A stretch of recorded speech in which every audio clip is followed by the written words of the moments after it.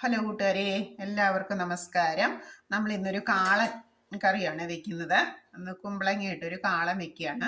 നമ്മുടെ വീട്ടിലുണ്ടായ കുമ്പളങ്ങയാണ്. അപ്പം ഞാൻ കുമ്പളങ്ങയും ഇഞ്ചി തേങ്ങ എടുത്തു, മഞ്ഞൾപ്പൊടി എടുത്തു, 1.5 സ്പൂൺ മുളക് പൊടി എടുത്തു, ഒരു പിഞ്ച് ജീരകം എടുത്തു, ചെറിയ ജീരകം, ഒരു ചുള വെളുത്തുള്ളി, ഒരു ചുള ചുമന്നുള്ളി എടുത്തത് നമുക്ക് നന്നായിട്ടുള്ള ഉപ്പ് ഒഴിച്ചെടുത്തിട്ടുള്ളതാണ്.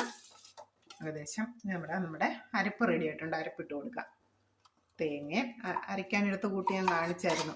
തേങ്ങ, മുളക് പൊടിയും മഞ്ഞൾപ്പൊടിയും ചെറിയ ജീരകവും വെളുത്തുള്ളി ഒരു ചുള, ചുമന്നുള്ളി ഒരു ചുള, അത്രയാണ് നമ്മൾ എടുത്തത്.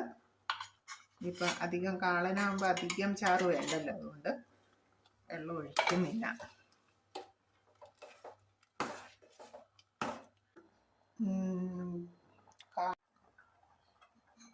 അപ്പം നമുക്ക് മോര് അടച്ചത് ഒഴിച്ചു കൊടുക്കാം.